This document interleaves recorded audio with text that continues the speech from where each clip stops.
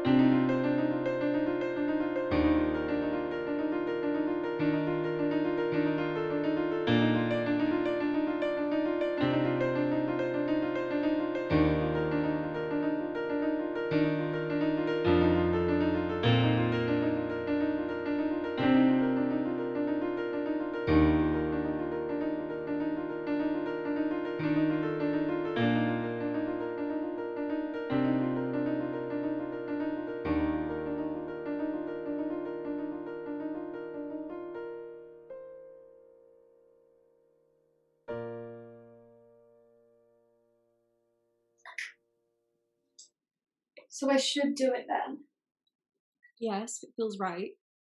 I should just go ahead and do it? Definitely. Yeah, if you want something, like really want something, then just go for it. Yeah, you're right. Been going out a while now, anyway. She's probably expecting it. I don't know. Not necessarily. You've not been going out that long. Like long, but not that long. Long enough. Yeah, definitely long enough. I'm gonna do it. When? Tonight? You sound like the present. What if she says no? She wouldn't, would she? I don't know. And what if she does? I don't know. I'll be upset. Of course you will. Yeah, I'll definitely be upset. You absolutely will. But I get over it. You think?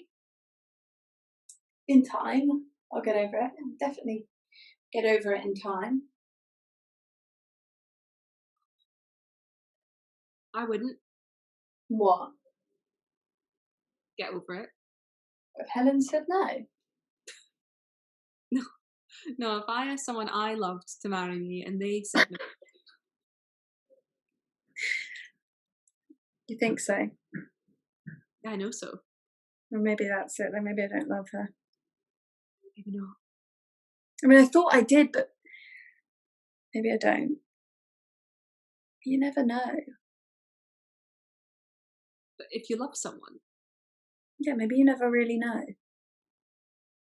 I think you know. I think you definitely know. You do. Maybe that's it then. Maybe I don't really love her at all. Maybe. Maybe I never loved her at all. I just convinced myself that I did. Maybe. Well, I'm not going to ask her now. No. Not unless you're sure. Yeah, I need to be absolutely sure.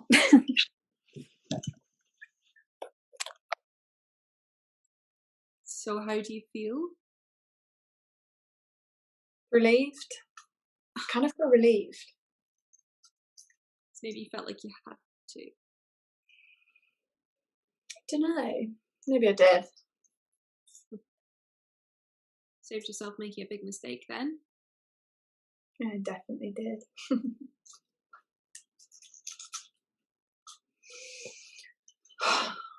There's not much point going out with her anymore now, is there? I suppose not. Or if it's not going anywhere.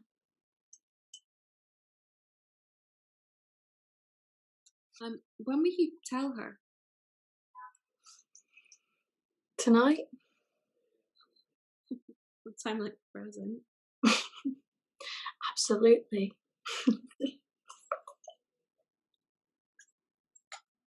Fiona, Rachel? like however it turns out, I want you to know something. However it turns out. Yeah, you know, if you change your mind and don't end up breaking up with her. I'm not going to change my mind. I'm going to break up with her. I definitely am. Good. Good. You think so? Yes. Yes, I do. Why? Because what I wanted you to know is that I still really like you. Oh, I know. I really like you too. No, I mean I really like you.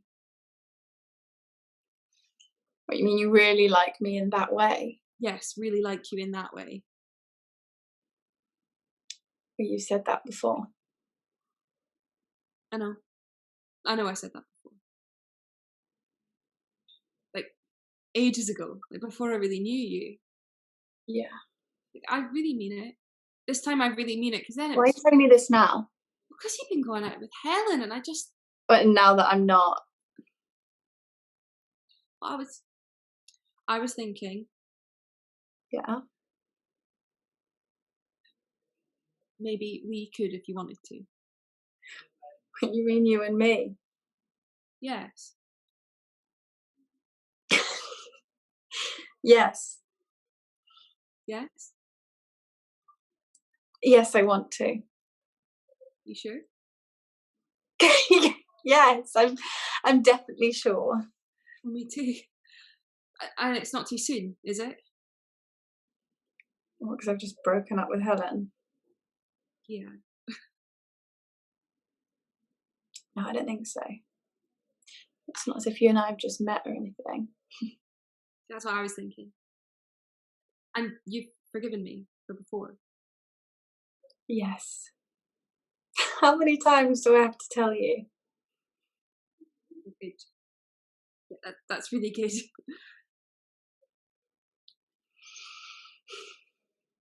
You don't think I'm being unfair on Helen? In what way? She's expecting to get engaged. And instead we're breaking up.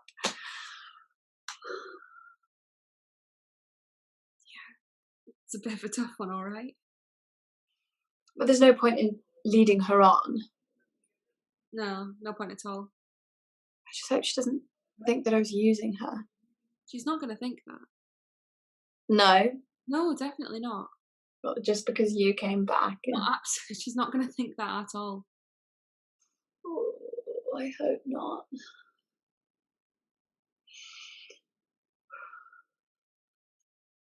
Oh, what time are you meeting Who? her?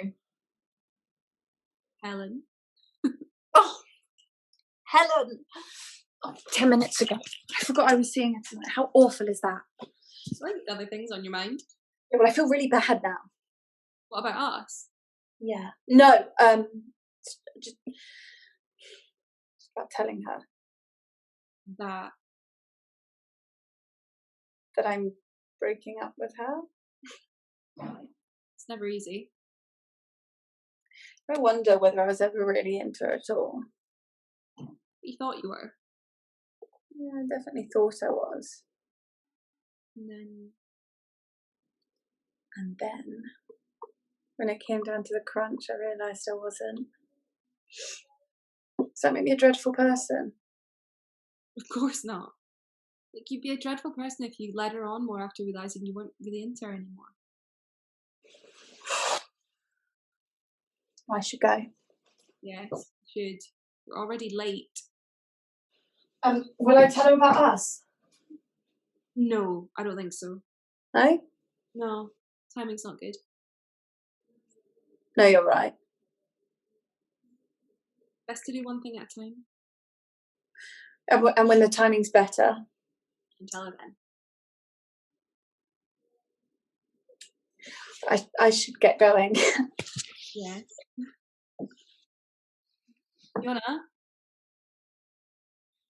Rachel. Good luck. Thanks.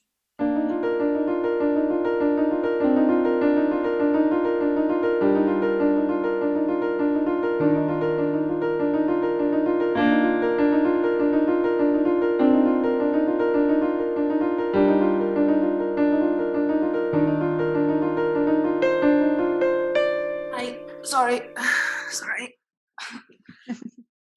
You get delayed. Yeah, sorry. It's been a nightmare of a day. I'm missing you. Missing you too. You tired? And knackered. Hungry? No, I picked something up on the way back. But Now there's an idea.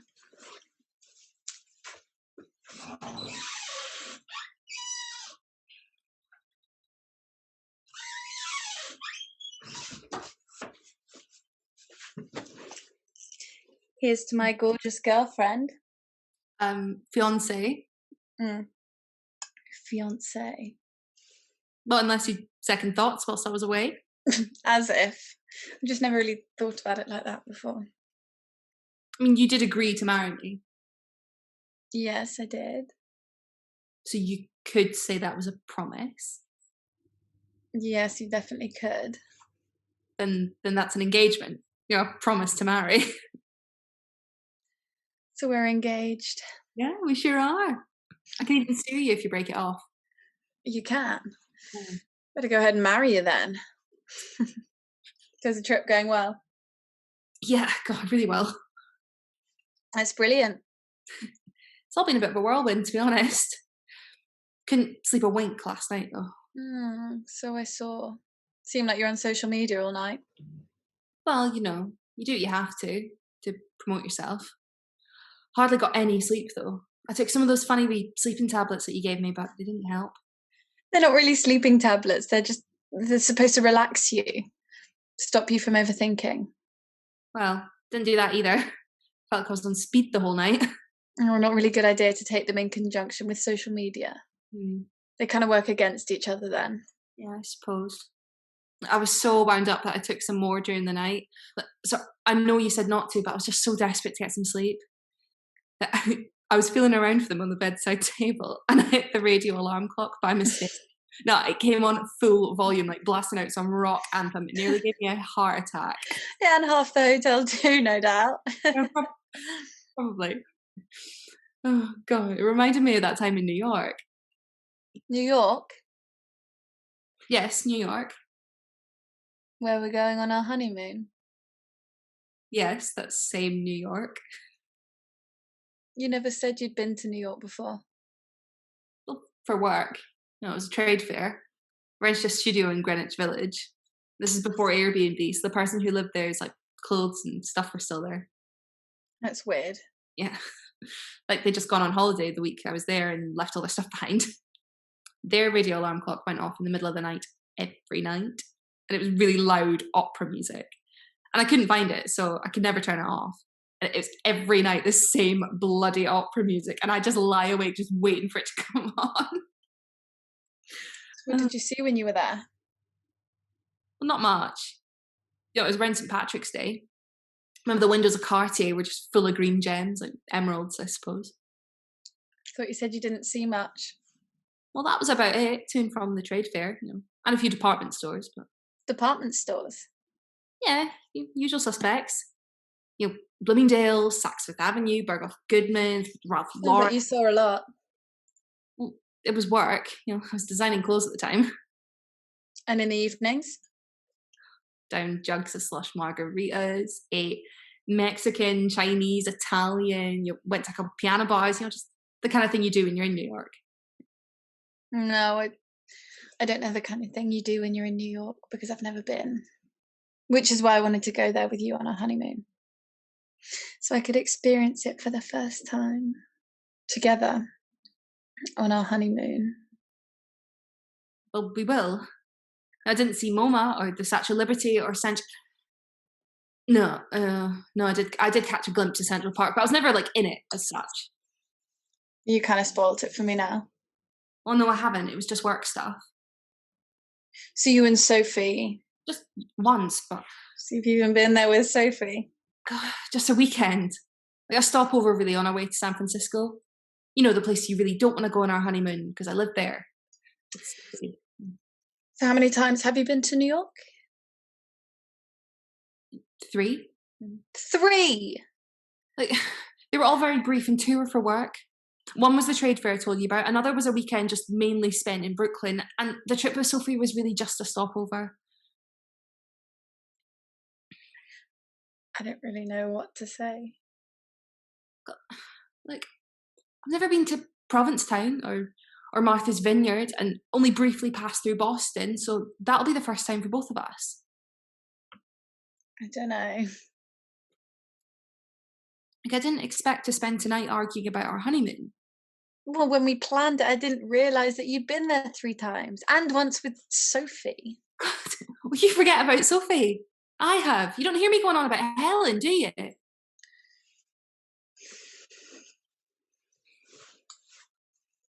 Look, we've both had lives with other people before we were together. It doesn't matter what we have or haven't done with anyone else. What matters is what we do with each other, right? I suppose.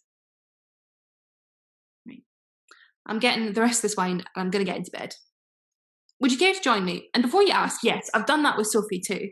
Rachel! I'll call you back in 5.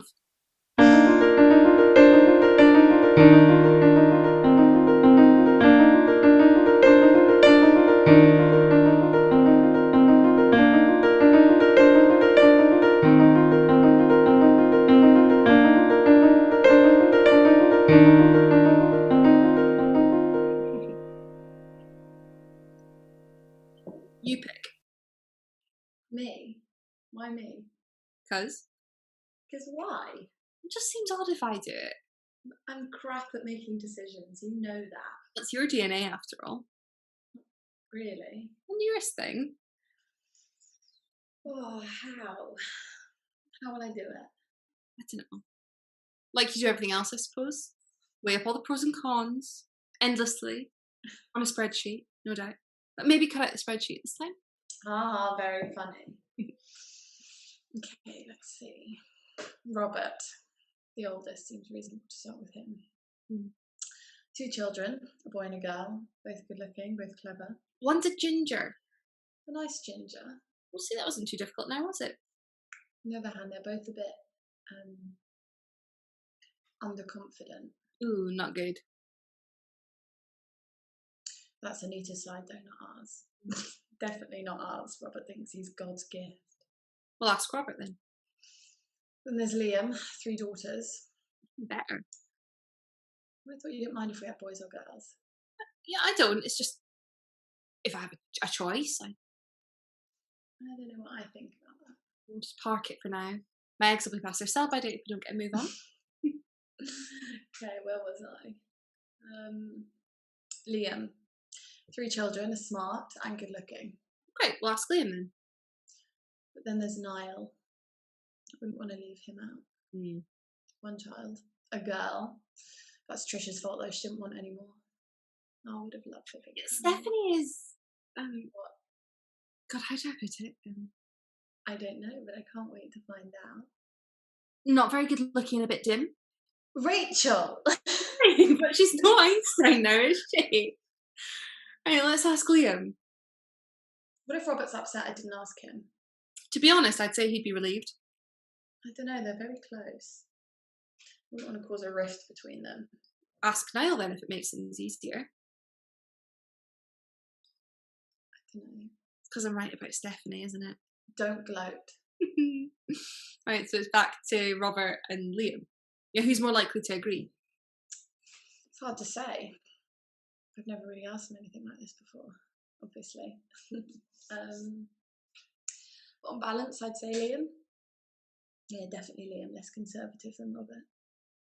Well, Robert went to college, didn't he? What's he like, head of operations of something? Sounds a bit boring, but bet it pays quite well. Never had you down as a snob. Right. And Liam's a... Oh, God. What exactly is Liam? Something in an airport. Not a pilot. No, definitely not a pilot. He's smarter than Robert, he just doesn't have the confidence, that's all. Well, who do you get on with the most? Like, who do you have a night on the town with? Neither of them, to be honest. Right, well, maybe a night on the town's a bit extreme, but who'd you go for a drink with? I don't know. They're both my brothers, I couldn't pick. Oh, that is a load of crap. Like, you're bound to like one more than the other. It's just a personality thing. Parents are favourites. No, they don't.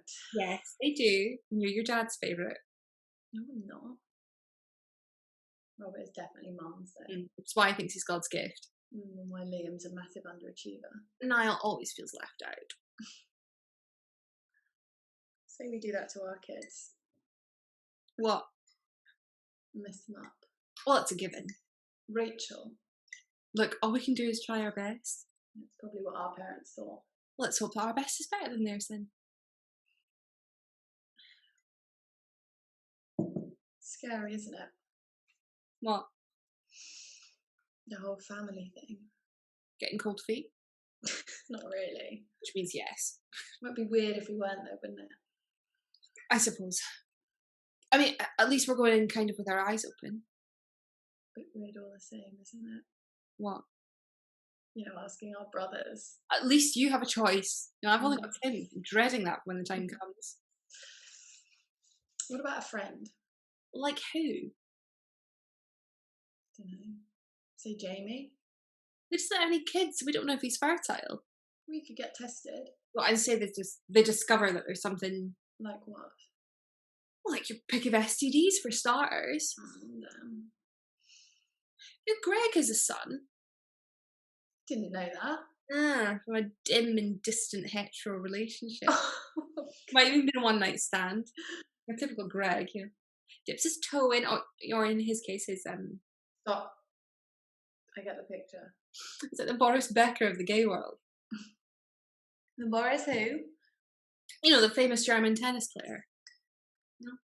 They won Wimbledon like 1 million times. Quickie with a waitress in a broom closet of a restaurant. End up paying child support for the rest of his life. Serves him right. Have you ever met him? What, Boris Becker? No, not Boris Becker. Greg's son. No. So you've no idea what he's like? No, none. We could try finding out. Like how? Ask for his CV? I mean discreetly. You mean surreptitiously? Okay. Maybe asking a friend isn't such a good idea. Could get messy, say we have a falling out or something. Which brings us back to a donor that we don't know. Both use the same one then. So our kids will have a genetic connection to the donor, but to only one of us. Genes are overrated. Yeah, it's us that'll be messing them up. Rachel. Sorry. So what type of donor do we choose? Would you remember the kids are all right? Yeah. Wouldn't want you popping off the donor in 18 years' time. As if. You have a point though. I do. Let's say they want to meet the donor and then suddenly we have this stranger in our lives. Yeah, he's even cooler than us. I never thought this would be so hard. Most of the sperm in sperm banks comes from Denmark. Denmark? Why Denmark? I don't know. I think it's because they don't mind being identified. I mean, they're not paranoid about getting all these maternity suits. So our children could be like tall and blonde, blue-eyed. Not all Danes are tall, blonde and blue-eyed. No? Is that the Swedes? or maybe they're Norwegians? Not them either, it's a stereotype. Like saying that all Scots have flaming red hair and flashing blue eyes. Since when did you become such an expert in Scandinavia then? It's the girl with the dragon tattoo, and Borgen, the killing, the bridge. Okay, I get it. I know this is important, but maybe we're overthinking it just a little bit. Of course we are. Lesbians. Well, what about all those girls who get pregnant after one night stands who can't even remember what the guy looked like? Never mind his name or what he did for a living. Could have been the barman for all they know. They have their babies and they manage fine. I know. What? Grab a post-it block and a pen. What? I'll just do it. There's one in the junk drawer.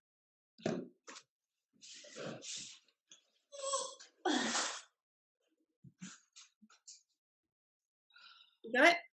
Yep, got it. Start writing. Robert?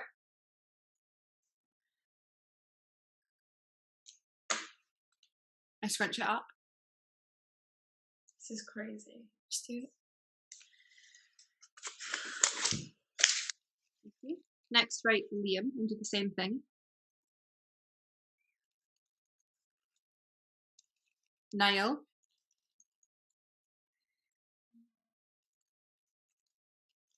Jamie.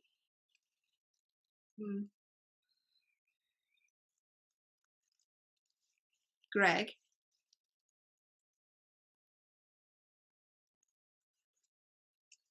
Dean. Dane? Who's Dane? Sperm bank. Right. Lastly, advertise. Advertise. Exactly what it says on the tin. Now mix them all up and pick one. Are you crazy? These are our children we're talking about. Like just imagine that you're straight. just imagine you're straight, you're pissed and horny, and you've picked up a guy in a bar. You have sex and slam, bam, or in our case, I'm pregnant. Rather not. Just pick one.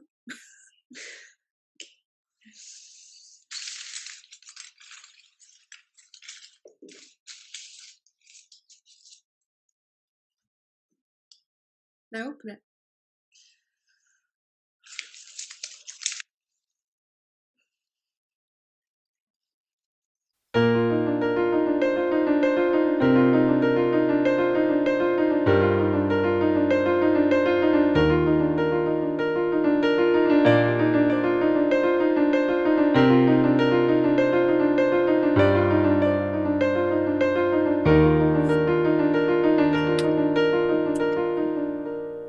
No, not there. What? Where then? Side table. Okay.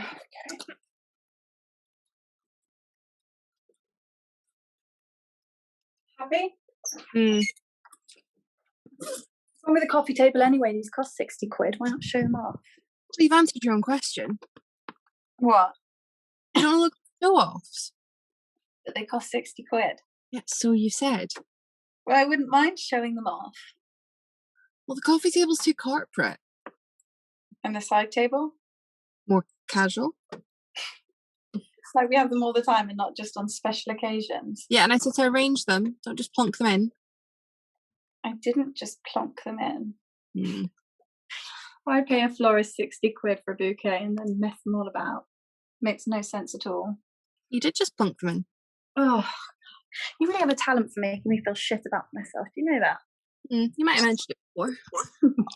Oh, did you put a hand towel in downstairs loo? Yeah. But maybe the bathroom's better. Oh, upstairs? Yeah, it's more private. Yeah, I see what you mean. I'll put one up there too. Okay. Oh, and a receptacle. A what? To put it in. Just make sure it's clean. What kind of receptacle? God, I don't know. Just something from the kitchen. Just not something that we use. Obviously. Was this a mistake? You're getting cold feet now. No, not about that. Just doing it here, in our home. Well, where else would we have done it? I don't know. Hotel maybe? Or a friend's? It's a bit late now. Look, it'll be fine. We agreed everything over the phone. He'll come in, make some mindless chit-chat, go upstairs, do his business.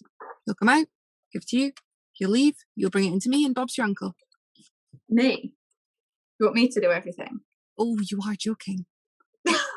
Where exactly will you be when all this is going on? In the bedroom. You're getting ready, preparing myself. Okay, I suppose that makes sense. But you're not even home yet, and you promised you'd be back in plenty of time. Yeah, and I would have been as well. Bloody Angus hadn't asked if they had any questions at you. It's always fatal because the client feels obligated to say something, but just needs more. Okay, I get the picture. It wasn't your fault, as usual. Look, I'm in the car now. What more do you want me to do? Just get back here as fast as you can. And drive safely. I want you back in one piece. Well, that's reassuring. What if you don't make it back in time? You'll just have to wait. To wait? Are you serious? But the whole point of using fresh is to use it fresh. Maybe I could offer him something, like a tea or a coffee. Yeah, it's a good idea. We'll kill some time. How long exactly do you think it'll be? Depends on the traffic. Not long though. What will I talk to him about?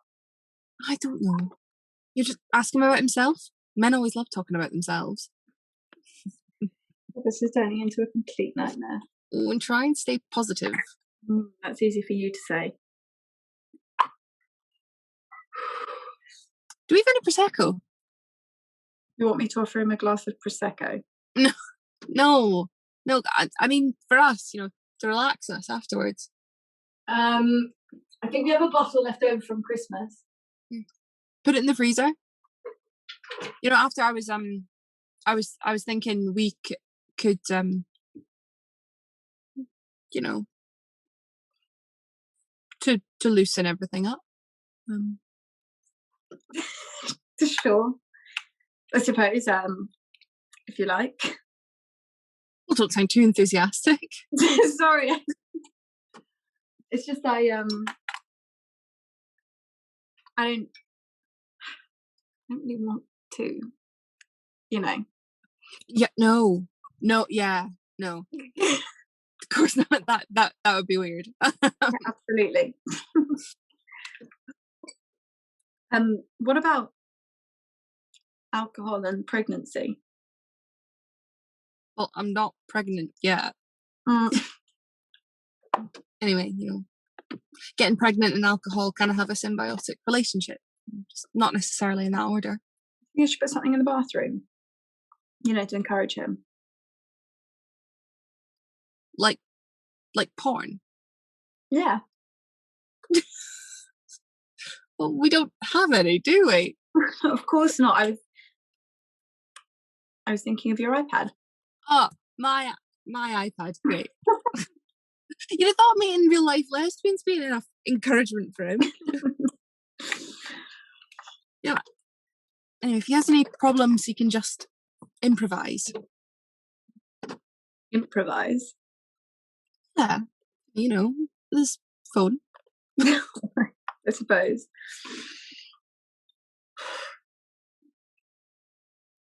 How are you feeling? Nervous. Yeah, and excited. Bit of both. You? The same.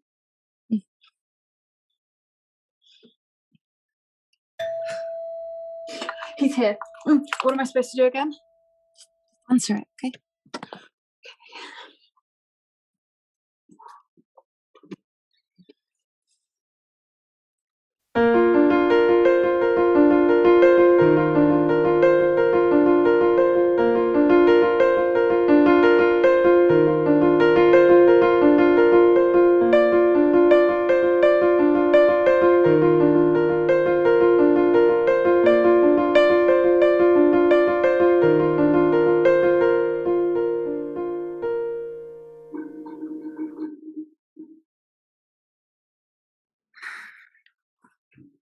You get on okay, Mess, to be honest. but you did it Yeah, I did it. properly, I mean. Yeah, of course I did it properly. How long will it be? About a minute. What should we do? Baby names? Baby names, are you sure? Yeah, why not? Well, it wouldn't be jinxing it or anything. Never had you down as being superstitious. I've never done anything like this before. Me either. You go first. Why do I always have to go first? Hello. Okay. Suppose. Okay, let's see. Just top 5 only? Fair enough. I'll start with the girls. Just a minute, not the rest of our lives. Oh, stop rushing me. You'll only delay me more. It wasn't such a good idea after all. Neve, Kiva, Laura, or Lauren. I can't decide. Amelia. This is tough. Ella, or maybe Nina. I can't make up my mind. This is a surprise. Okay. Laura, definitely. Ella and Nina. I'll take Amelia out. So Neve, Kiva, Laura, Ella, and Nina. Oh, that wasn't too hard now, was it? Now for the boys. They're easier. Why does everyone always say boys are easier? That really bugs me. Well, I'm not saying they're easier. I'm just choosing their names. That remains to be seen. Finn, Theo, Noah, Kian, Killian. Impressive. Your turn. Dara, Sean, Kim, Jamie, Lee. Oh. So your boys are easier. Now for the girls? Well, that's it for boys, the girls, and everything in between. Everything in between, what do you mean? Well, everything in between both. I don't understand. Like intersex, for example. Into what? Intersex. You know the I at the end of LGBTQI. There's an I at the end. I never knew that. You sure? Yes, of course I'm sure. And it stands for intersex. Yes, it stands for intersex. What does it mean, intersex? It not fitting the traditional definition of male and female. Huh? With male and female sex characteristics. That's a hermaphrodite, surely. Mm-hmm. Now intersex. Hermaphrodite out, intersex in. Since when? I don't know, a while now. How do you know about all this stuff anyway? Must have read it somewhere, like Facebook or Twitter, something like that. So what are the chances of our child being intersex? Or trans. So your names cover all eventualities? Yes, yeah, they do. That's so you. I think that is a compliment. Many similarities in our lists though, is there? There's another surprise. Yeah, and we're not putting names in a hat this time. Oh, why not? That worked for us last time. Well, that remains to be seen. It must be time now. Yeah, almost. You know, actually, it's LGBTQIA plus. A, A is in asexual. the plus. Yeah, you know, as in the plus sign. The plus sign, what does that mean? Well, it's a catch-all for anything not covered by LGBTQIA. So our child could be a plus sign. It's getting very complicated being an initial these days. I can barely keep up. You know, speaking of plus signs, we can take a look now. Ready? Ready as I'll ever be.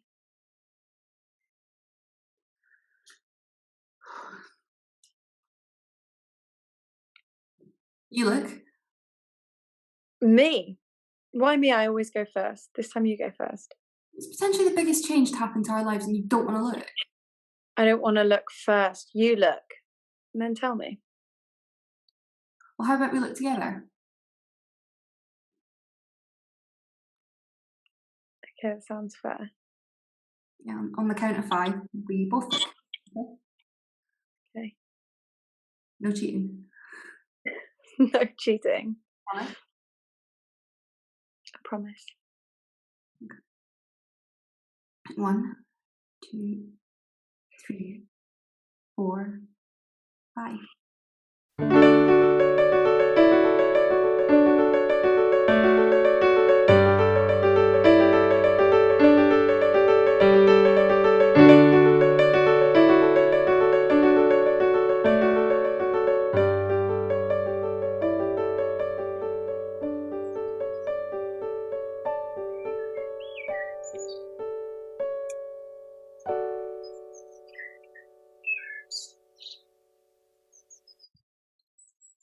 What's up? Nothing. What sort of nothing? Nothing. I mean, even I can tell that this nothing's a something. I'm just worried that we've become that couple.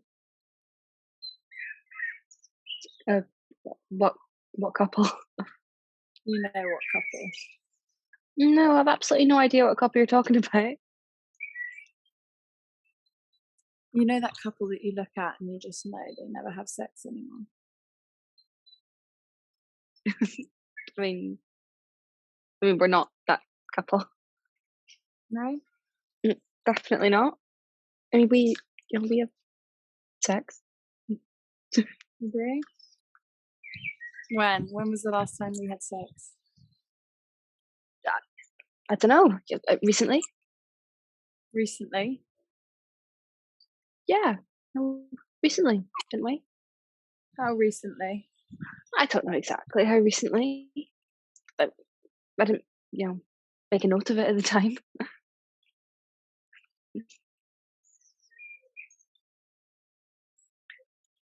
I mean, did you? Not exactly. Not exactly. What does that mean? I can just remember. Oh, that's good. At least it was memorable. Because it was on our weekend away. Almost 6 months ago. You sure? God, was our weekend away that long ago? Yeah, it was. And the last time we had sex too. Well, I mean, didn't we? When I got back last weekend. No. Are you sure? Because I distinctly remember coming up the stair. And then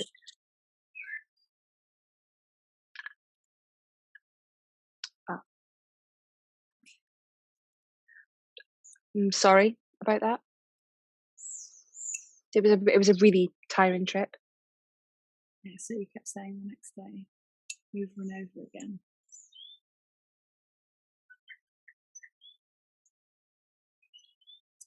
We've been really busy. That's all.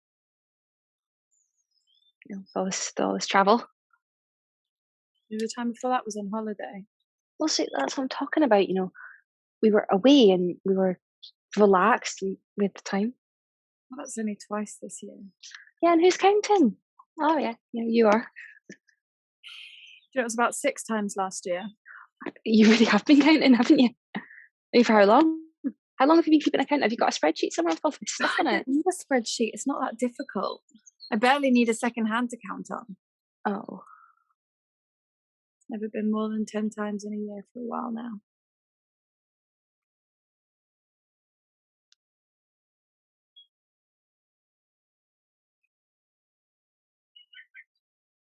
I don't know what to say. Yeah, I don't know if I'm more surprised about the number of times or the fact that you've been counting them. At least I care. Well, I do too now that you've pointed it out.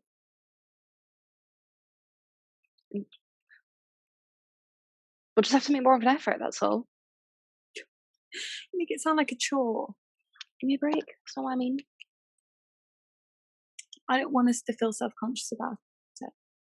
It should be spontaneous, not planned. It should happen naturally. Look, I agree.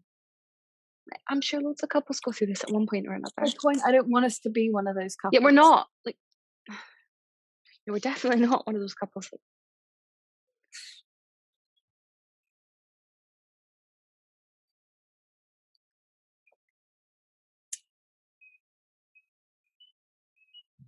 I want to feel desired. Me too. I like to feel desired too, I desire you. I'm always telling you that. Yeah, I know. I know we are. You know what they say, actions speak louder than. So it's all my fault. No, I mean, that's not what I'm saying. That sounds like it.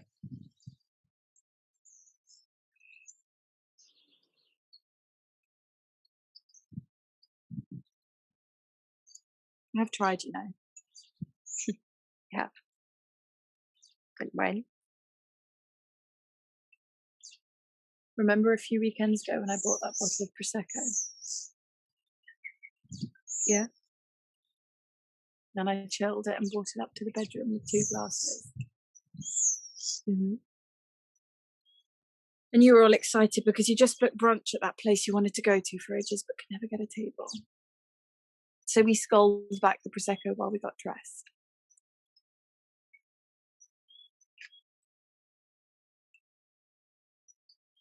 Look, you know me. I don't do subtle well. Maybe be a bit more direct next. What, like time. beat you over the head with a club and drag you into bed? I mean, that would probably work. Embarrassing. This isn't an easy subject for me to bring up. I know. No, it's not.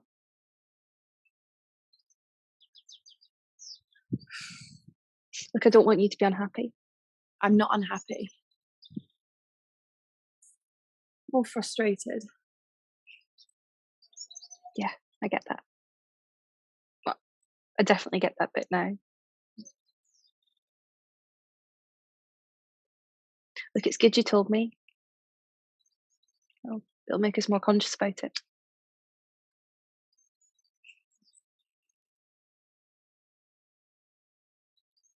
Do you have to admit that was a really good punch?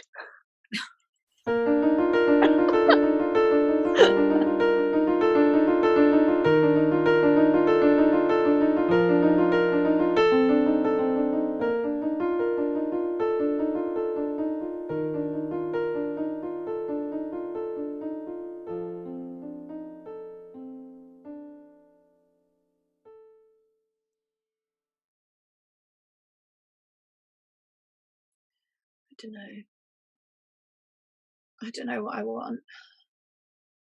Just never thought I'd find myself in this position. I don't know what to say. I'm really disappointed for you. But not disappointed for yourself. You don't really care if we have another child. That's not what I'm saying. No, that's definitely not what I'm saying.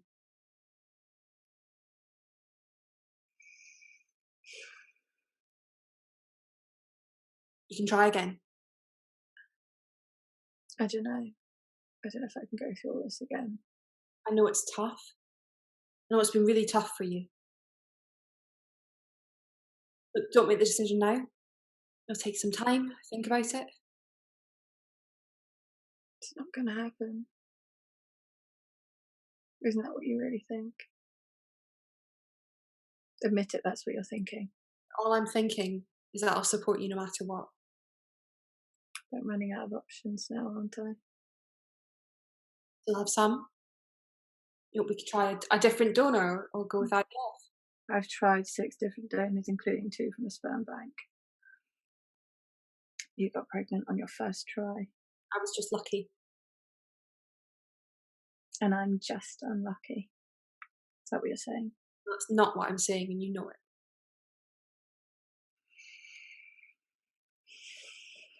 What would you do? I don't know. Yeah, I really don't know. Say I went first. And I had the twins. And when it was your turn, you couldn't get pregnant. I'd be disappointed, but I'd still be happy that we had the twins. That's easy for you to say. Isn't it? Isn't it? I know I gave birth to them. They're still our children. That's how I see it, and that's how they'll see it. What was it you said about genes? I don't know. Can't remember. They're overrated. That's all I'm saying. Like, childbirth was not a walk in the park either. I remember me having to take 4 weeks off early. I've never known boredom before. It was worth it, wasn't it? Yes. Yes, it was worth it. But there's no way I'd go through it again.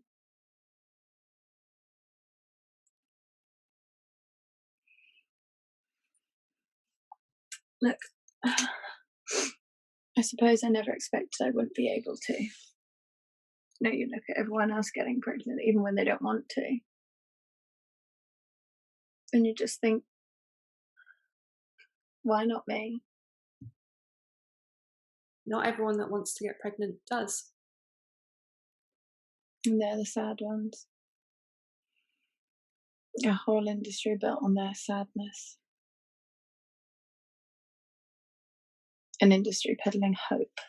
Sometimes delivers. At a price. And I'm not just talking about the money. Don't think about that. You know, if it's what you want, we'll find it. I don't know. Pump myself full of drugs, have stuff taken in and out of me. Raise the stakes even higher, make the disappointment even greater. Honestly, if you were me, what would you do? Well, I'm not you, so I can't answer that. But you're always so certain about everything, you always know what to do. I've never known you in a situation where you don't know what to do. Not this time. But the stakes are too high. For me and for you. And I'm not going to give you advice that you'll resent me for later.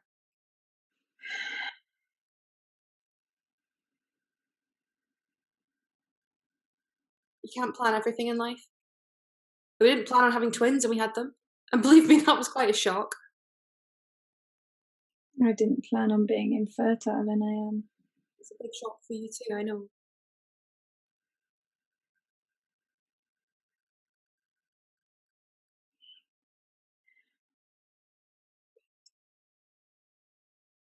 I'll take your advice. Which advice? To not make a decision yet. To take my time. Think about it. Good advice. You do. You always do.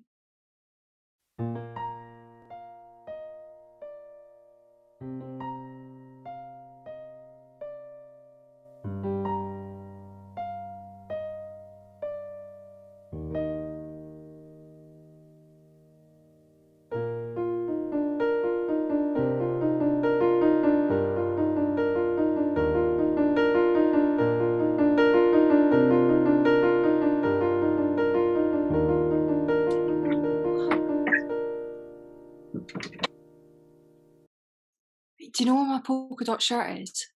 No. The navy one with white dots. Yeah, no, I know the one you're talking about. And? And I still don't know where it is. Well, it's not in the wardrobe. Try the wash bag then. But the wash bag? You know where we put our dirty washing? Well, I put it in there almost a week ago. Oh, and maybe it's washed and hanging up in the laundry room. Like, I need it for my meeting tomorrow. Really important because I'm flying out in less than 2 hours. You know, the taxi's going to be here any minute. Well, maybe you should have made sure it was washed by now then. The stain on my new t-shirt. You know, the one I bought on my last trip away? It's the first time that's been washed too. I want to wear that tomorrow. I mean, what is the point in washing something still a stain in it afterwards? You put stain remover on it. But stain remover? You know, to get rid of the stain. No. No. No, I didn't. Because you thought I would. So not only do you expect me to know what every single item of your clothing is at any given time, you also expect me to inspect every single item of clothing in your wash bag for stains.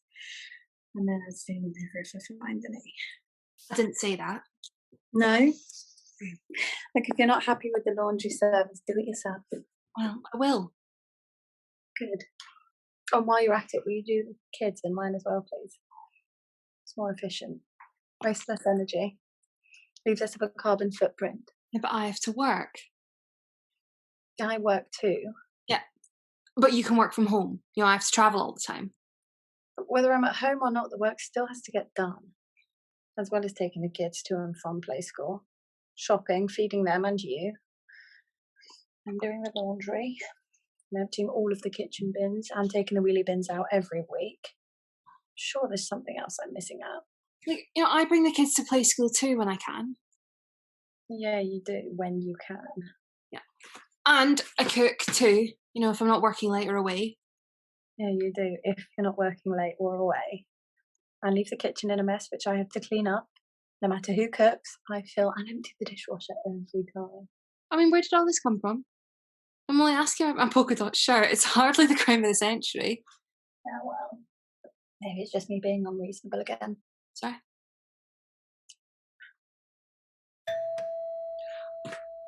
That'll be your taxi. Yeah. Have a good trip. Thanks.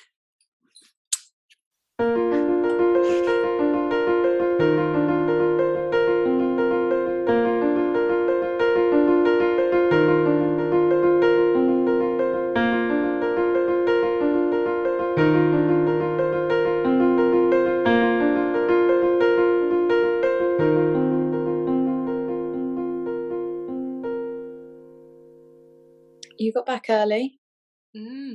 Yeah, I managed to get an earlier train. That's great. Missing you. Missing you too. You tired? Yeah, knackered. Hungry? No, I managed to grab something on the way back. But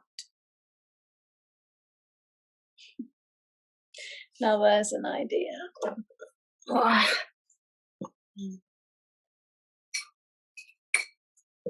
you did a great job of the sitting room. Thanks. Me and my little helpers, of course. Oh, of course. How could I forget?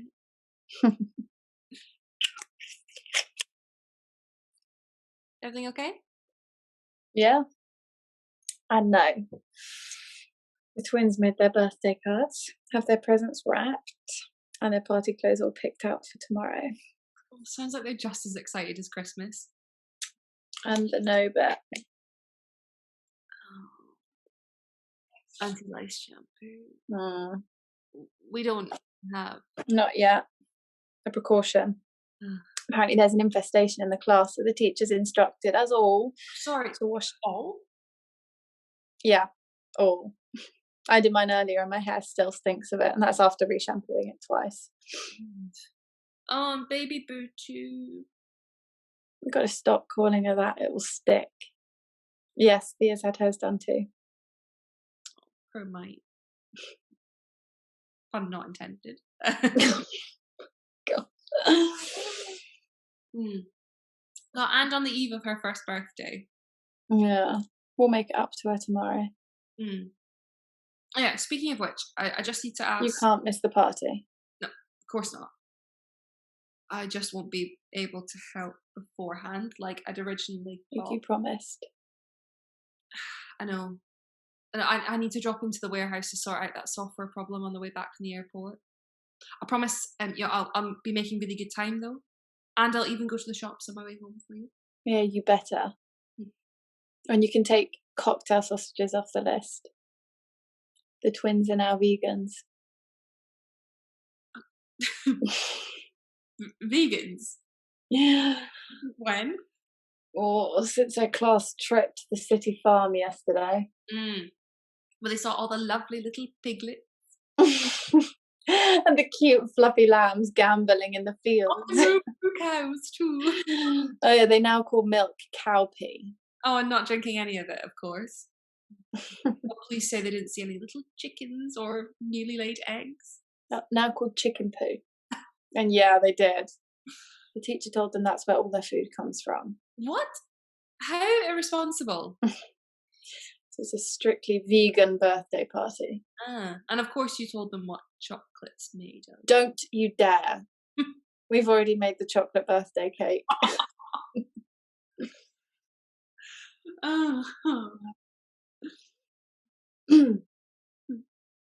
We are lucky, aren't we? Yes. Yes, we are. I often think of them, you know. Who? Those women Which women? in the waiting room at the clinic. Oh. Do you know how many of them got pregnant Not many. and then went on to have healthy babies? Even less. Sad, isn't it?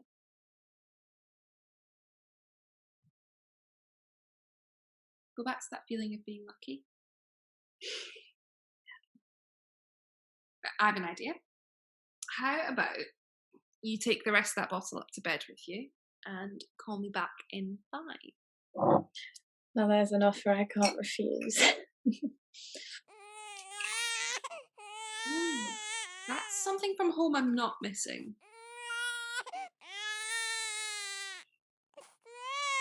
Make that 25.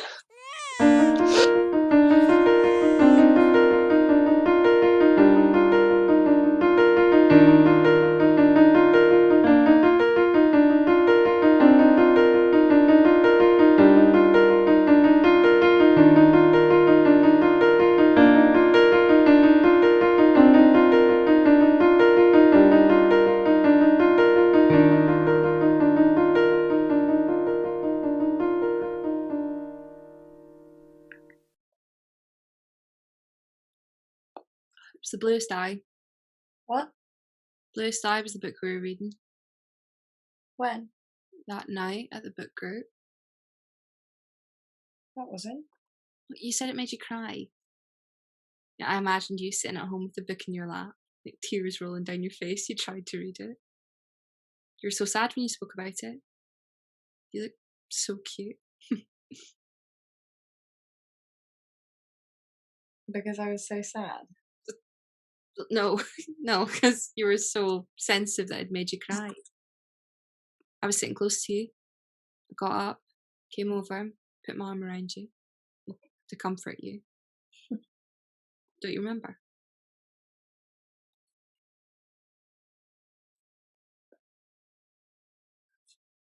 It was an Alice Walker book. The first night. Yeah, at the book group when we met.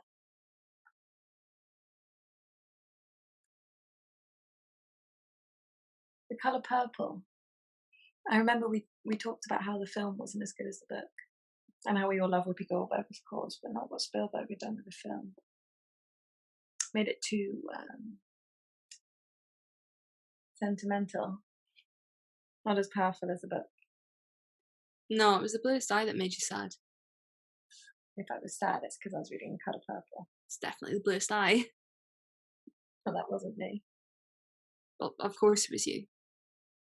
Must have been someone else you put your arm around. Do you think I put my arm around every woman that joined the book group? It was ages ago. You don't remember. But the tears glistened in your eyes when you spoke about it. You look so beautiful. You came over and you sat down beside me and put your arm around me. You sat really close. But not too close, but close enough. Could hear you breathe. You agree the book you were reading made you sad? Yes, but it wasn't The Bluest Eye, it was The Colour Purple. Definitely The Colour Purple. Why start an argument? It's a nice memory, now you've ruined it. No, I haven't. I haven't ruined anything. I'm not arguing with you, I just don't agree with you, that's all. There is a difference. You aren't always right, you know. Most of the time, but not always. I'm going to sleep. Got an early flight tomorrow. You have a busy day too, so I'm happy to go to bed now as well.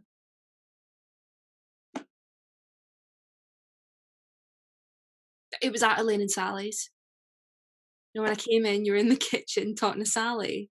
It was your first time. Noticed you straight off. Caught your eye. Smiled at you. You smiled back. You whispered something to Sally, then she looked over and smiled at me too.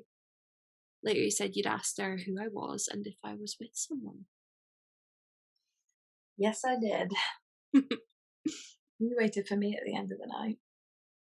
And not for me at left home. Your car had broken down.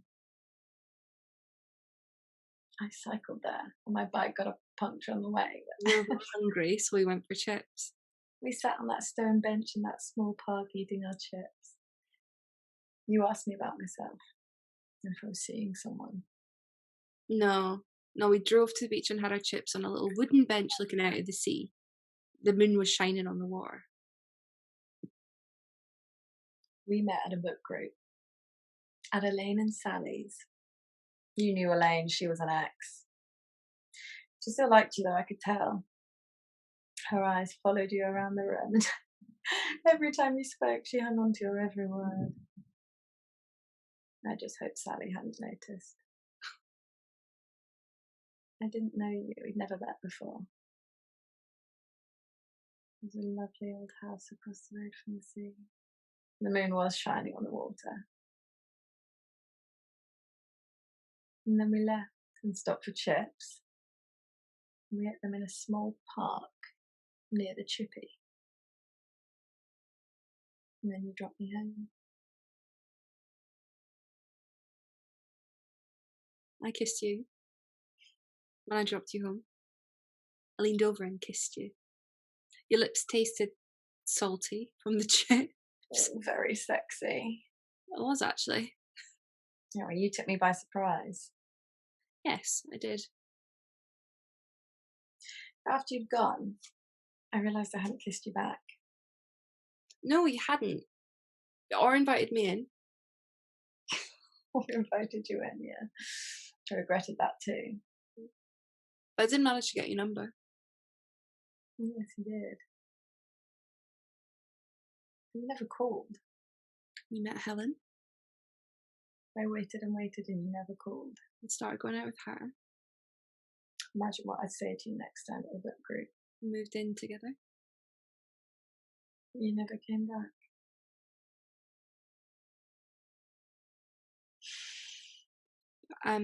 I realised I'd made a mistake on the flight over. But you stayed. She was at the airport, overjoyed to see me. I hadn't the heart to turn around back again. And stayed. For a job. You know, I had a contract. You know all this. And then we bumped into each other again in town. I couldn't believe you agreed to have coffee with me.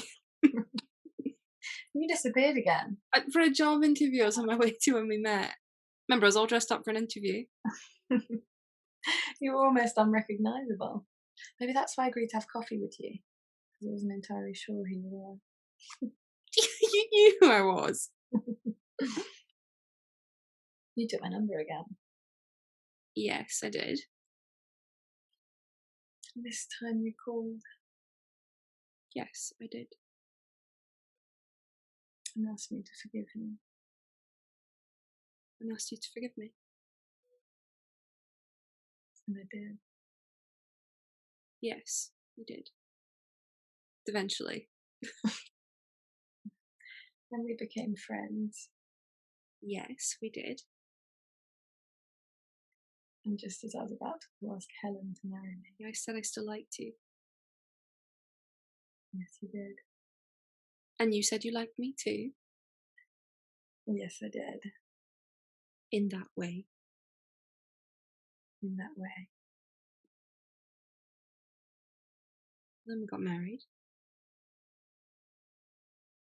Yes, we did. Had the kids.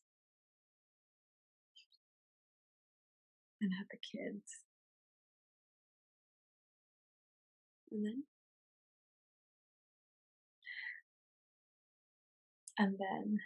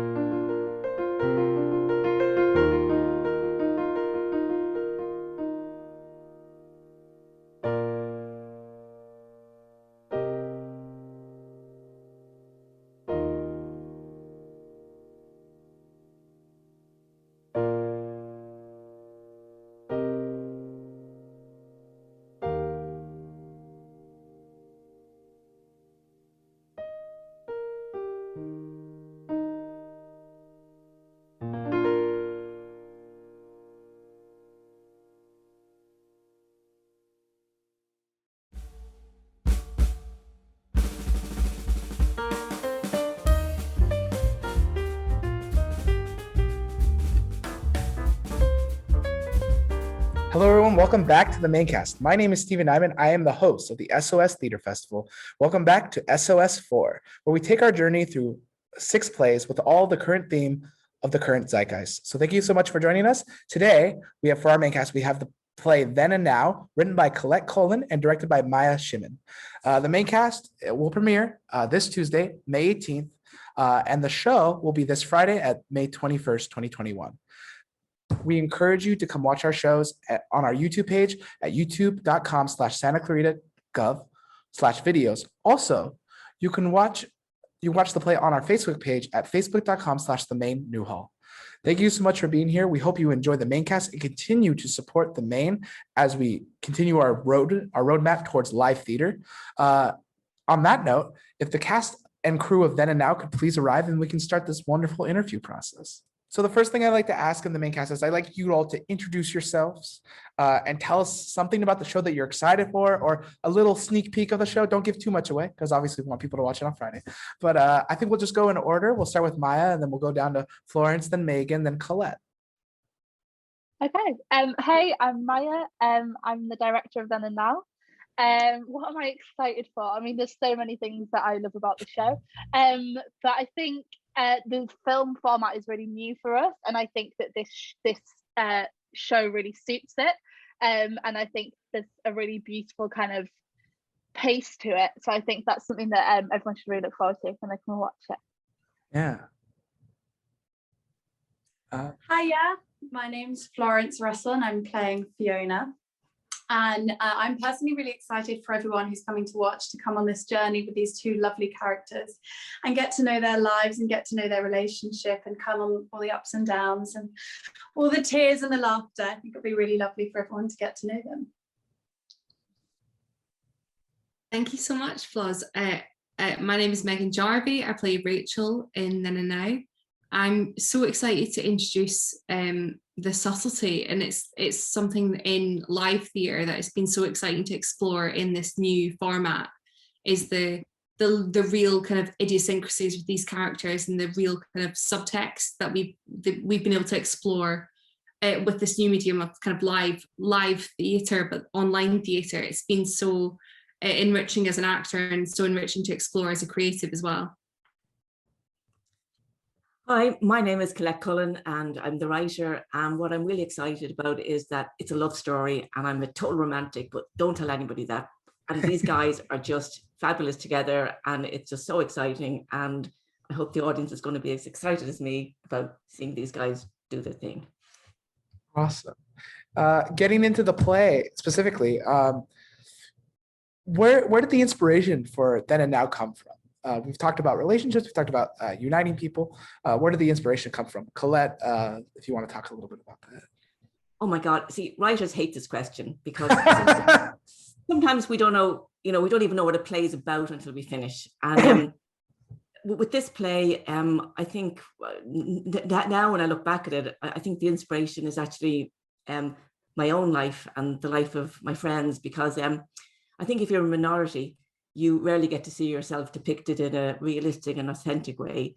And I think with lesbians and lesbian relationships, it's usually you're like, I think Maya will be talking, I'm probably robbing some of Maya's text for later, but basically you usually see yourself as like a marginal character or a tragic character, or you're coming out, or you're grappling with your sexuality. And what I wanted to see was something that really depicts my own life and the life of my friends, and so that's really the inspiration when I look at it for Then and Now. Thank you. Did anybody want to talk more about that? No, I think Colette summed it up absolutely beautifully. I don't think I could even try and do any better than that. That was beautiful. Thanks, Colette. What are the most important themes that you hope to educate or inform the audience while they're watching Then and Now? I'll take this one. I think Colette touched on it briefly, but heterosexual relationships are so often portrayed on stage, and queer relationships are increasingly being performed, but they're so often seen like presented as coming out stories or teen dramas, and something that's kind of really, I don't know, dramatic and not really realistic or not really kind of secure. So Then and Now for me personally is really important because it not only presents two women as lead characters, which I think is incredible, but and equally leads, like there's not one over the other. They each have kind of enough of a backstory that you can really get to know them. But it also explores a lesbian relationship not as a coming out story, but as a secure, mature relationship that kind of has the same similarities and differences to other relationships, such as sexual frequency or infertility. So yeah, I just think that this will hopefully destigmatize and normalize lesbian relationships. But also, like at the minute, we've gone through some really tough times, I think, and this is just a story that is so life affirming and kind of celebrates love in all its kind of different ways and complexity and richness. And it's just particularly important to tell that right now, I think, and for us all to realize how crucial that is in our lives. So seeing it before you is a really kind of reminder of how just to hold tight onto the people you love, because they'll be there no matter what, kind of thing. Yeah. So you would say even like through the audience could see their own relationship through the two characters and kind of see the dynamics of love in any color.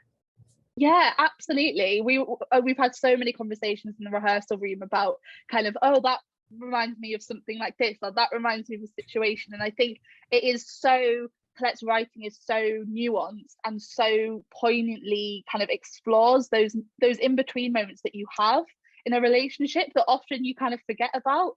And maybe those conversations that you don't think are important, but actually, if you look at a relationship over 10 years, they clearly are. They form the foundations of the relationship. So yeah, definitely. I hope everyone sees a snippet of their relationship, or whatever kind of love relationships that might be, on stage or on screen even. So this play has been performed on stage before, if I'm correct. And what was the challenges from taking it from ready to perform it live to performing it through a recording did you record it through Zoom? What kind of device did you use to record the play what was the challenges in adapting it to this new environment? Colette, do you want to speak first about, the challenges of writing and how that came about? Because we only did one performance, but maybe Colette could give a bit more of an overview of how the show, kind of what we did in real life, and then how it came to Zoom. Yeah, I kind of wrote this play in a way that I never written a play before. Just these characters kind of came to me, and I just wrote different scenes, and then suddenly I had a play, and then I entered the opening and closing scenes for a scratch night, and luckily Maya chose to direct it, and Florence and Megan decided to play Rachel and Fiona, and that's really where our journey started. And then like Maya talked to me about developing the play further, and then when lockdown came and COVID, we talked about doing a Zoom version, and so we had a chat about how we might do that. And once we worked out why Rachel and Fiona would be having these conversations remotely rather than together, which is how it is in the stage play, we started rehearsing it, and it was all rehearsed and recorded remotely. And it was just a real collaboration between the four of us. I think we kind of went on a journey together, and we kind of learned as we went along. And what was brilliant about Zoom for me was that I was able to observe the rehearsals, and that was just a really brilliant privilege. And it was great having someone like Maya, who I think really explored creatively as far as possible what we could do on Zoom, and Florence and Megan just went on that journey with her. So for me, even though it was very frustrating, it was really exciting. And I actually really like, I think the play is kind of different, slightly different to the stage version, and I really like it. I think it adds a different dimension. And so it was really exciting for me to see what those guys did with the play, and I'm hoping that the audience will have a similar reaction to it. Yeah. As actors who are in this virtual play, what was some of the difficulties, challenges, with the text, and then, changing it to this virtual environment, but also what were some of the difficulties with just being an actor on Zoom compared to just being real life? Or what were some of the successes you would say of acting on Zoom as well? Let's be positive. Meg, take it away. Go first. Oh, goodness me. I will obviously, for the first part of our process, I was back in Scotland and Florence was down south in London. So we had some, teething issues. There's Wi-Fi and there's signal to, all those teething issues that you have to deal with, which you don't usually have to. And Florence and I have a very natural onstage chemistry together. So to kind of try and relate that online we had to kind of find that kind of, it's like a biting point with when you're doing, gear shift with the car. It's like you find that point with your gear, and it's like, okay, now we're cooking with gas. Now we know what we're doing. So it took us you have to workshop that. So once we'd found that, the process I found kind of as easy as anything, because particularly now than ever, long distance relationships are something that people are so familiar with. So I found working with my scene partner, someone that I knew that I had chemistry with on and off stage with, you know, Florence and I get on so well, you know, as friends as well. You know, we all get on so well as a group, as a collective. We work so well as a team. So it was a very natural chemistry with all of us. So taking that now onto an online platform was more just about, you know, finding the teething issues, and then we could run with the show, and then we could really let the script kind of speak for itself, which was so lovely. And it was so lovely to be able to just run a scene and then go, yes, we know that we can do this, but the Wi-Fi isn't working, so we can film that another day. And it was so lovely to have to be able to kind of bank on that from an actress perspective. So it was nice to be able to portray a long distance relationship, and it's something that people can right now really relate to. And it's like, you can't be with the person that you love the most sometimes, and that's also okay. And you can still keep that relationship really strong online. So it was a kind of nice to and fro, I think, personally. I completely agree. And to reiterate what Meg says, that the tech side of it was completely new to all of us, and to be in a situation where you do a wonderful take and then suddenly you go, right, cut, and then you look back and actually there's been Wi-Fi issues. It creates a new level of resilience, I think. You know, when you're in person and you're performing in a studio or whatever, rehearsing, you can read each other, you can gauge what's going on, and it's not so much of a kind of, right, we've got one chance for it. You know, there's a scene in there that's about 15 minutes long, 10-15 minutes long, and you go, right, we'll get through it and we can't stop. And then at the end to find out that there was a tech issue, it kind of makes you go, okay, take a deep breath, let's go again. And I think that resilience is really important as well. I think as actors we could all do with a bit more of that. And so that was definitely a challenge, but I think I can speak for all of us when I say we overcame it quite well towards the end. And also, you know, filming in our houses as well. As Meg said, she travelled home to Scotland for the majority of filming, and I too went back to Cambridge, where I'm from, and stayed in my family house for a little bit. And you know, juggling housemates or family and kind of dealing with that as well, again, that kind of resilience, that patience that you have to have is really new. And you kind of develop a level of respect for each other, for the people you're around, and for the industry, and for the pandemic. It's so big. But yeah, that was a bit of a challenge, but you know, there was so much I think that we all took from it, you know, loads of different things personally as well. To read a script that is written, you know, with the idea that we performed on a stage, and then to transfer it into a kind of a screen production, but also to keep that kind of the stage, the live essence, it was really interesting as well. And we kind of went back and forth with Maya as to how big to play it, and how screen like to play it, you know, bearing in mind your face is this close to the camera, it picks up a lot more. But on the flip side of that as well, again, coming back to the tech side of it, going, you know, you need to speak up more because the levels aren't quite right, and you could play this bigger. Maya's laughing. There was plenty of that. The amount of times I had to go, yeah, that was great, but we actually didn't hear most of it, so can you actually just like shout at the screen a bit more? Yeah. Obviously using much more technical terminology than that, obviously, but there was quite a few times when Florence especially, well, we had issues with just tech picking up and Zoom picking up audio, and really fascinating, going, well, they definitely thought they were speaking really loudly, but me going, well, I didn't hear it, so Zoom won't have heard it, and therefore it's not on tape. So I think that causes like an interesting conversation between like the morality of the mortality of theater, I should say, and how theater like dies after the audience sees it, and you know, we move on, and like all the mistakes are something we take with us because we'll laugh at them and they become the stories of the play.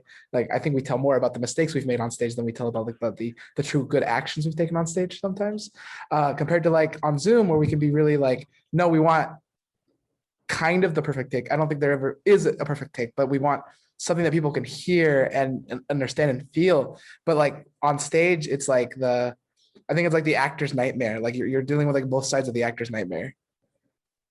Yeah. Yeah, it's true.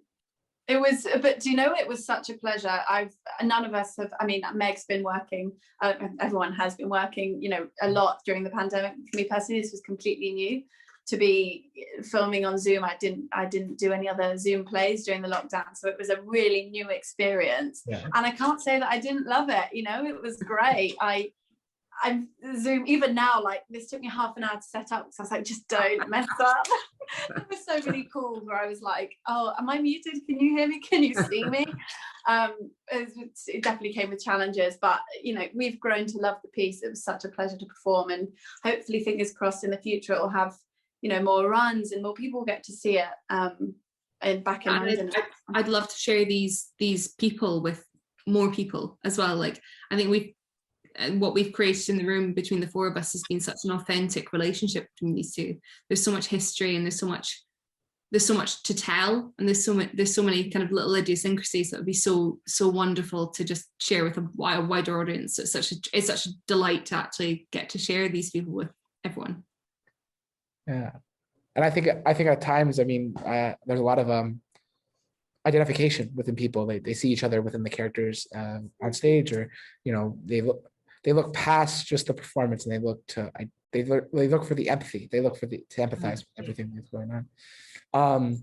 I would really, we're kind of entering our end of the episode, so I'd really like to get from everybody, whether, you know, this is something for the theater company that's doing something, or just something that you are personally working on. I'd like to know what's something that like you're excited about that's coming up, that you're like, oh, this is the next thing. This is our next thing. And where people maybe could even like purchase tickets to go watch it if it's virtual, or, you know, buy a plane ticket, go watch it or something.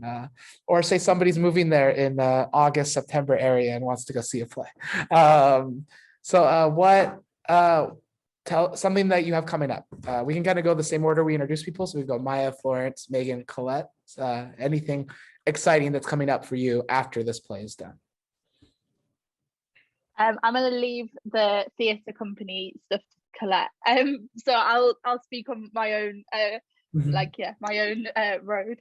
But I've got a show on in July that I'm really looking forward to that got cancelled in the first pandemic, and it's a show I wrote and I'm really passionate about, and I'm similar to this story as I'm just really excited to share it with people, and it's a topic that's really close to my heart. So I think having that audience, and we're doing a 2-week R&D, and it's just feels like, you know, being reborn back into a rehearsal room, and that feeling, and I'm just kind of counting down the days now until we can get started on that. So I think that's probably something that is coming up really close to me now, which feels hopeful. Yeah. Lovely. Is it me next? Yeah. I'm super excited for the industry actually just to open up. You know, auditions are coming through really frequently now, which is so lovely to see, you know, whether they're successful or unsuccessful auditions, just knowing that you get the opportunity to perform, and also getting in the room. You know, dance calls are happening again, and it's so lovely to be surrounded by other people and to dance and to share that kind of that energy in a room. Is really, really exciting. And I've got some stuff in the pipelines which I should probably keep my mouth shut about. That sounds awful, but there's some exciting stuff on the horizon that fingers crossed, if COVID stays away, we'll go ahead in the autumn. Yeah, as Florence said, it's so encouraging seeing that things are finally opening up again. Especially in London, there's a real vibe now in London at the moment. There's like a new pulse back there in the city, which is really exciting. You know, I'm not from London originally, so it's why I moved there. It was the buzz that I wanted when I moved from Edinburgh in Scotland. I currently have an audio podcast out at the moment, an audio drama.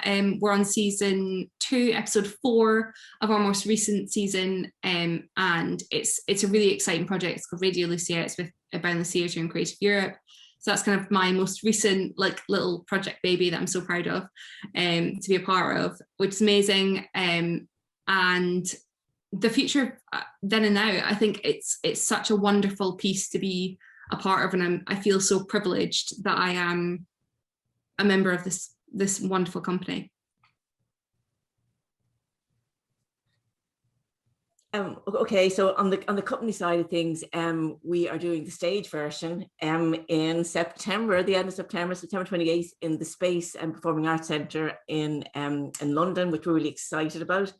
But if you can't wait until then, I've just done an audio drama podcast series called Deep Shadows, which is available to download on all podcasts, on wherever you get your podcasts, and we've just been commissioned to do a second series.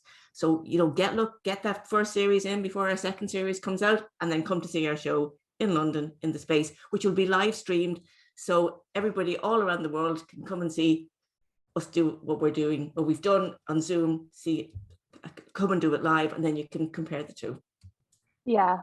And I would say as well, follow us all on socials, because I know that a lot of our work coming up is all live streamed. So there is no issue with the ocean being between most of the main's audience and us. But hopefully, no matter what, well, maybe the time difference might be difficult, but we'd love to keep up to date with the audiences that will be watching then and now, and just hear what they think, and hopefully have their support when we emerge and carry on making work. So, yeah. And I think that's the thing about the pandemic, that we realize that the world actually is much smaller than we thought it was. We're all in this together, and we can all support each other. So Home You Go Productions, the same for our company. Yeah. So that is the end of our main cast. Thank you so much for being here. A really quick special thank you to Jeff Barber, Phil Lantis, and the rest of the City of Santa Clarita team who make this all possible. Also, I want to say thank you to you, the audience, who continues to come back and watch our shows. Continue the conversation here in the comments below, and ask questions, ask for social medias to follow, ask for questions about how English theater is. Maybe you're curious about that. So keep up the conversation, keep theater growing. Thank you so much for being here. My name is Stephen Nyman. I am the host of the main cast and the SOS Theatre Festival. And I hope you have a wonderful rest of your evening, night, or morning. Thank you.